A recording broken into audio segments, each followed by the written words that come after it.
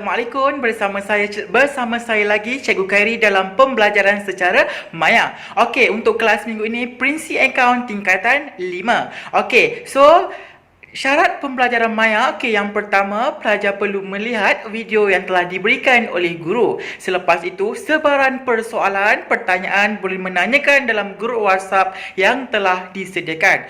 Okey, jangan lupa like page MMTC untuk sebaran maklumat. Okey, jom. Okey pelajar, kita teruskan kelas kita Prinsip Akaun tingkatan 5. Okey, so pada minggu yang ketiga, kita masih lagi bab yang ketiga iaitu perakaunan untuk kawalan dalaman. So pada minggu ini cikgu akan habiskan tajuk yang bab 3 ni kerana pada minggu 4 kita akan buat peperiksaan Okey, so tajuk yang terakhir untuk bab yang ketiga untuk pada minggu ini cikgu akan masuk iaitu berkaitan dengan belanjawan tunai. So mana yang ada modul, kamu boleh buka muka surat 10 pada halaman 10. Okey, kamu boleh buka muka surat halaman 10. Okey, so berkaitan dengan belanjawan tunai. So cikgu highlight kat sini. Okey, so hari ni cikgu akan terangkan macam mana kita nak buat belanjawan tunai. Okey, cikgu besarkan sedikit. Okey, so belanjawan tunai. Okey, dalam bab ni last kali tajuk iaitu belanjawan tunai. Sebelum tu cikgu akan terangkan sikit apa yang dimaksudkan dengan belanjawan tunai.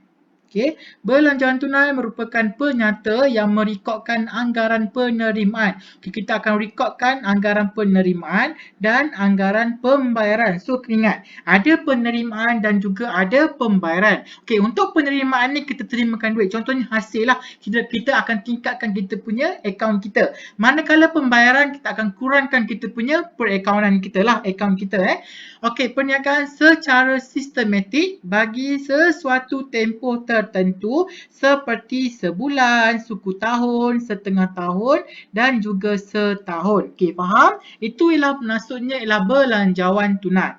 Okey, kenapa fungsi belanjawan tunai ni? Apa fungsi belanjawan tunai? Okey, fungsi belanjawan tunai yang pertama ialah menyediakan maklumat tentang anggaran penerimaan tunai.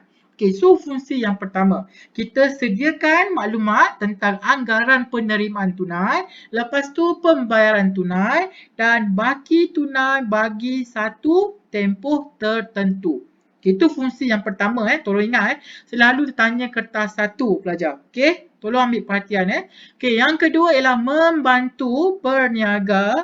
Okey, membantu perniagaan merancang, merancang pendapatan dan perbelanjaan. Untuk bantu kita rancang pendapatan dan juga perbelanjaan kita. Okey, yang ketiga ialah sebagai panduan. Okey, ini ialah sebagai panduan kepada institusi kewangan untuk mempertimbangkan permohonan pinjaman kewangan.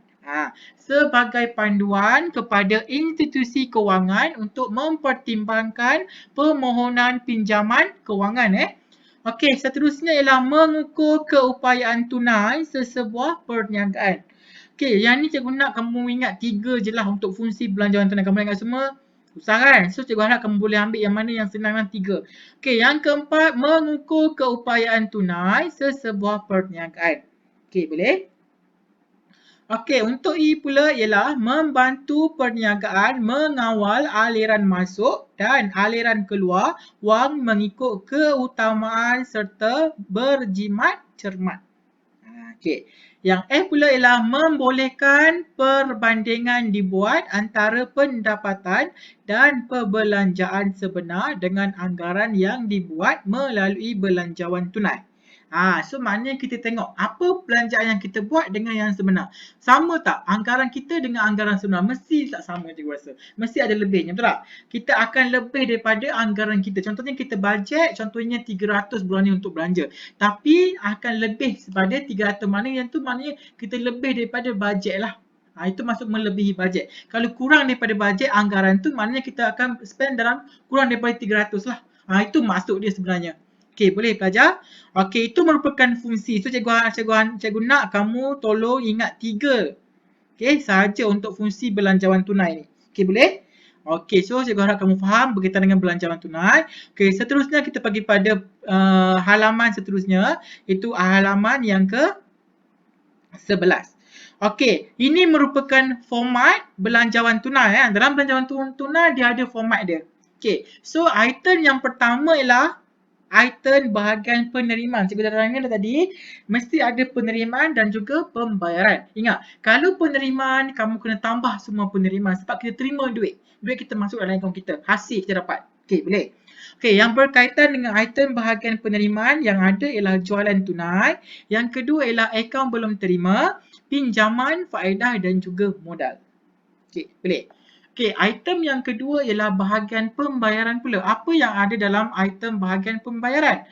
Okay, dia ada belian, ada sewa, ada gaji, ada akaun belum bayar, belanja am dan juga kadar bayaran. Okay, boleh ingat? Okay, so format dia yang pertama ialah item bahagian penerimaan, item bahagian pembayaran. So ingat, ada dua. Okay, penerimaan dan juga pembayaran. Okay, yang ketiga ialah item yang tidak direkodkan. Okay, yang tidak direkodkan dalam belanjawan tunai. Apa yang tidak direkodkan dalam belanjawan tunai? Yang dalam belanjawan tunai ni. Okay, iaitu yang pertama ialah hutang lapuk, susuk nilai, peruntukan hutang ragu, belian kredit, jualan kredit, diskaun diberi, diskaun diterima, pulangan jualan, pulangan belian. Okay, semua ni tak ada rekod. Tak ada rekod dalam, iaitu dalam belanjawan tunai tak ada. Okay, ingat dia semua berkaitan dengan tunai je dia rekod. Okay, boleh? Yang berkaitan dengan kredit semua tak masuk belian kredit, jualan kredit semua tak ada. Okay, boleh? Sekiranya tempoh kredit diberi, maka butiran direkod sebagai akaun belum bayar dan bukan belian So kat sini nota dia bagi tahu, sekiranya tempoh kredit diberi, contoh kredit contoh 3 dalam masa sebulan kamu kena settlekan. So kamu kena settlekan lah 1 bulan tu. Okay, maka butiran direkod sebagai akaun belum bayar dan bukan belian Okay, boleh faham belajar? Okay, seterusnya, okay, halaman seterusnya kita tengok format apa lagi yang ada. Okay, format belanjawan tunai, okay, macam biasa, okay, ada. Kita dah terangkan yang ni. Okay, seterusnya kita pergi kepada format okay, yang ni. Pada halaman 13, saya harap kamu buka pada halaman 13. Okay, yang ni sangat penting.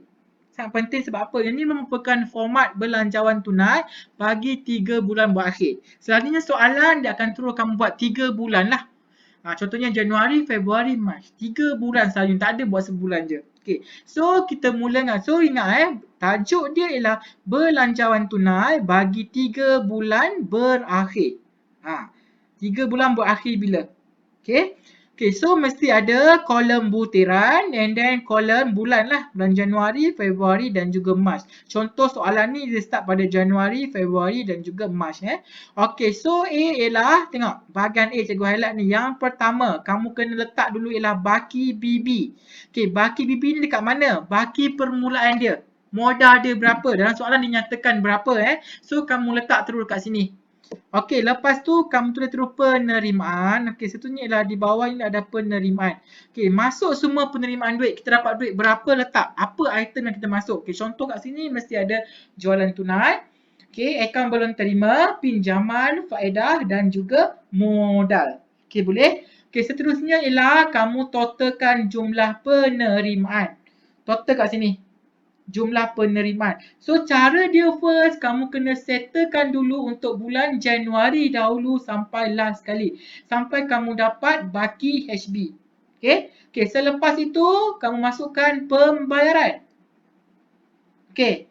Pembayaran. Okay, antara item yang ada dalam pembayaran ialah belian, akaun belum bayar, sewa, gaji, belanja am, kadar bayaran. Dan juga kamu akan dapat jumlah pembayaran. Totalkan kat sini jumlah pembayaran dia berapa. Okey, boleh. Lepas tu macam mana kamu nak dapatkan, okey, lepas tu kamu akan dapat jumlah bayaran. Betul, macam mana kamu nak dapatkan lebihan atau kurangan Okey, kalau kamu dapat lebihan ialah kamu akan dapat positif. Kalau kamu dapat kurangan, kamu akan dapat negatif. Macam mana kamu nak dapatkan? First, kamu kena dapatkan dulu. Okey, ambil jumlah penerimaan, tolak dengan jumlah pembayaran. Baru kamu dapat lebihan atau kurangan Okey, lepas tu kamu dapat lebihan, baru kamu akan dapat baki HB lah. So, baki HB A tadi kamu kena tolak dengan lebihan ataupun kurangan. Okey, lepas tu bawa ke depan. Jadi, baki BB balik untuk bulan berikutnya. Okey, boleh faham? Okey, ini merupakan format dia. Okey, format untuk belanjawan tunai. Okey, boleh ingat dalam peperiksaan tidak diberi iaitu format. Kamu kena ingat sendiri format macam mana nak buat dulu. Okey, so cara mudah, first kena letak baki BB dulu. First letak baki BB and then baru ambil penerimaan and then pembayaran. Lepas tu dapatkan jumlah pembayaran, lepas tu kamu dapat lebihan atau kurangan. Okey, baru kamu akan dapat baki HB. Ingat, baki HB kamu dapat ialah iaitu baki BB tolak dengan lebihan ataupun kurangan lah. Okey, boleh? Okey, boleh pelajar? Okey, boleh. Okey, so kat sini ialah cikgu nak apabila kamu dah faham penerangan cikgu ni, perbelanjaan tunai ni, cikgu dah terangkan semua cara nak buat macam mana. Ini ialah format dia yang kamu kena ingat Ingat berbeza dengan sebelum ni cikgu ajar iaitu bukan belanjaan tunai, iaitu macam mana kamu nak buat penyata penyesuaian bank, betul? Kamu kena buat penyata penyesuaian bank. Untuk tajuk ni ialah belanjawan tunai. Belanjawan tunai ni senang je sebenarnya. Okey, kamu kena faham setiap item dekat makluman tambahan. Lepas tu baru kamu bolehlah tengok kat sini adalah contoh soalan ni. Kelvin seorang peruncit telah menyediakan satu belanjawan.